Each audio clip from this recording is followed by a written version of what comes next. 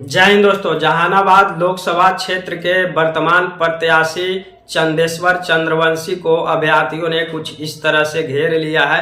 खास करके शिक्षक भर्ती में डोमिसाइल नीति को समाप्त कर अभ्यर्थियों के साथ, बिहारियों के साथ धोखा करना एक कहीं से न्यायोचित नहीं थी और अभ्यर्थियों ने कुछ इस तरह से अपनी जो है नाराजगी को जाहिर की है। आप इस पहले वीडियो को देखिए। भाई कोई जो है कि कानून बनाइए, लेकिन कुछ नहीं। हम लोग युवा से तो आप लोग वोट बेकार मांगने आते हैं। बिहार के युवा से चल जाइए, यूपी, झारखंड, मध्य प्रदेश चल जाइए, युवा से वोट मांगे। यहाँ तो बेकार मांगने आते हैं। युवा के लिए आप लोग तो कुछ किए नहीं। 5 साल वोट देके तो बर्बाद किए। कितना दिन कहाँ थे आप? वो जब आप पूछना चाहते हैं कितना दिन कहाँ थे? बिहार सर, आप मतलब आप अपने पार्टी के पास भी रह सकते थे। डोमिसाइल नीति के लिए लड़कन पिटाया, डाक बंगला चौराहा घेरा था, बहुत बाद भी कोई डोमिसाइल नीति हम लड़कन के मांगे कि अपना मांगे न करते, दुख सुख जान पहचान का इनको वोट हम लोग दिए थे 5 साल। पिछला बिना कुछ जाने पहचाने 5 साल वोट दिए। ये लोग क्या किए? यूपी का बच्चा को ला करके बहाल करेंगे, झारखंड का आकर के बहाल होगा, मध्य प्रदेश का बहाल होगा, बिहार का लोग क्या करेगा? 63,000 में 42,000 45,000 लड़कन यूपी के आया है, बताइए। और उसमें भी क्वेश्चन आउट हो गया। गजब एकदम। मतलब नहीं, हम लोग इस बार 5 साल में ही जीतेंगे तो मुंबई में जाओ तो बिहारी करके भगा हुआ है। बिहार में तो बिहारियों को भगावे करे तो वहाँ बिहारी हम बता दीजिए, हम दे देंगे। भाई क्लियर है कि आरजेडी या जेडीयू में कोई अंतर नहीं। पढ़ के भी सर कोई अंतर नहीं। हमने तो क्लियर के लिए वो एक पार्टी स्पष्ट बात। तो देख लिया आप लोगों ने इस वीडियो को। पिछली बार ये सांसद जहानाबाद से रह चुके हैं और 5 साल के कार्यकाल में एक बार भी अपने लोकसभा क्षेत्र में घूमने के लिए नहीं आए थे। अभ्यर्थियों में नाराजगी है और खास करके तमाम अभ्यर्थियों से 38 जिला के जो अभ्यर्थी हैं उनसे हमारा रिक्वेस्ट है कि आप सभी लोग ऐसे नेताओं का विरोध कीजिए और इनसे सवाल कीजिए।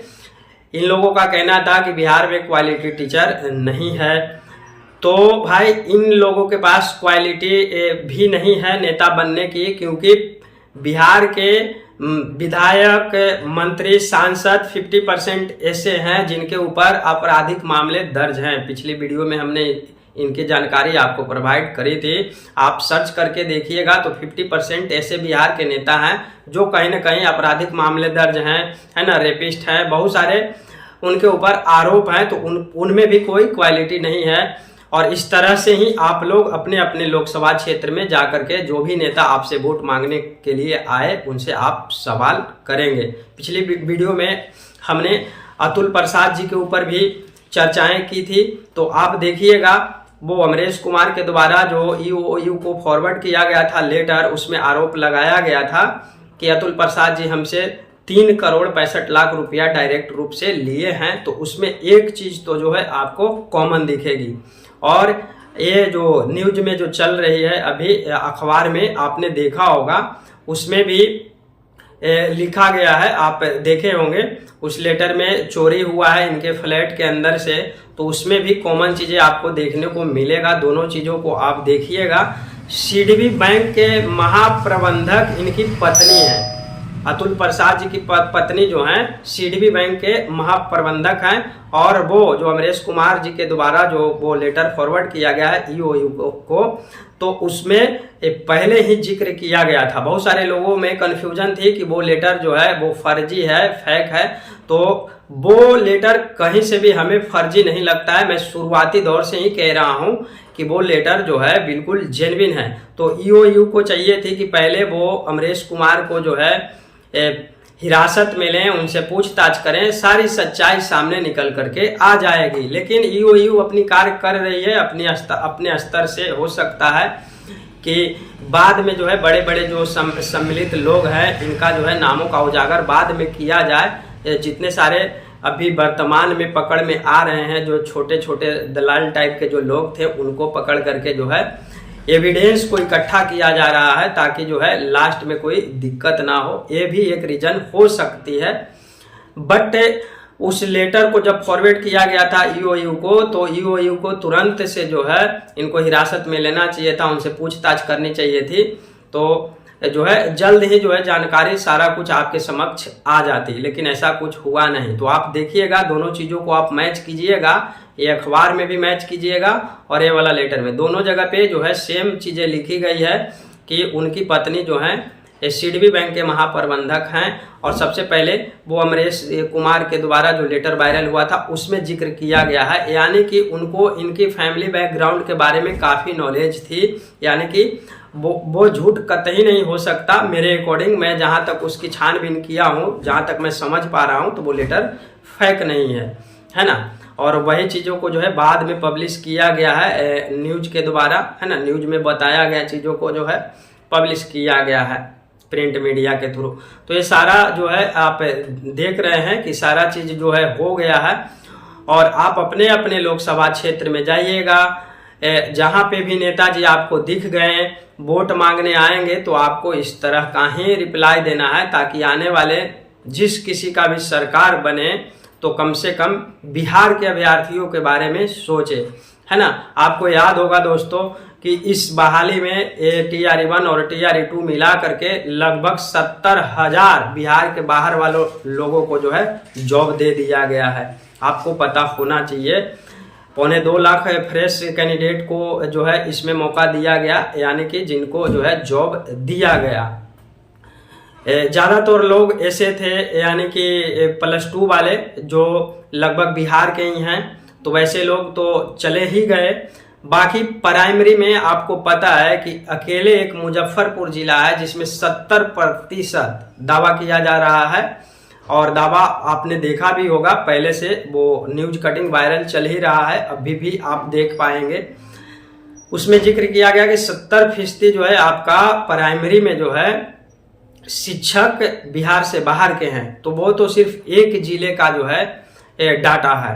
तो आप समझ सकते हैं कि 38 जिला है, 100 में से 70 जो हैं बिहार के बाहर के शिक्षक हैं प्राइमरी में, और इस कदर से जो है इस शिक्षक भर्ती में बिहार अभ्यर्थियों के साथ जो है धोखाधड़ी की गई है कि इसकी आप कल्पना नहीं कर सकते हो।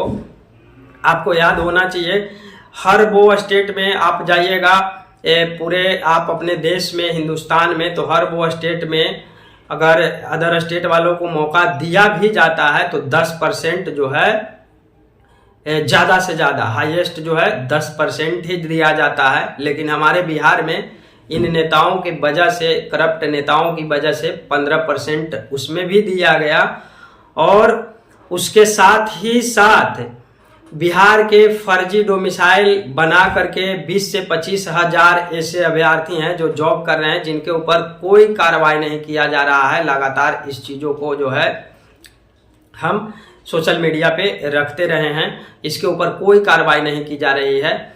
तो ऐसे करके लगभग 70,000 अभ्यर्थियों को 2.25 लाख में जो है 70,000 अभ्यर्थी तो बिहार के बाहर से ही जो है शिक्षक बने, और बिहार के अभ्यर्थी जो है आज के दौर में रोड पे ही रह गए। वो पिछले 2019 से अब तक सड़क पे लड़ ही रहे थे, और लड़ते लड़ते उनका जो है कोई भी बेनिफिट नहीं हुआ।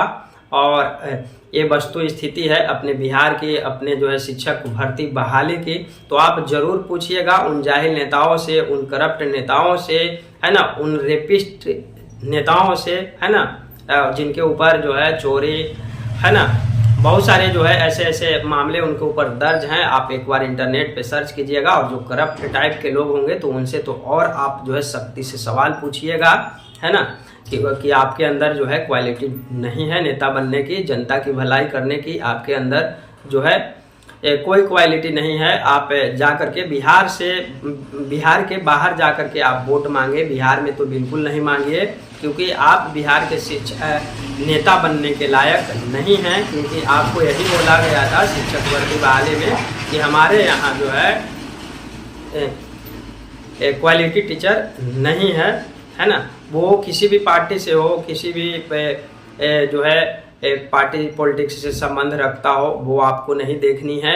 आपको सिर्फ वैसे लोगों से सवाल करनी है। धन्यवाद, मिलते हैं नेक्स्ट वीडियो में नेक्स्ट अपडेट के साथ। Bye bye.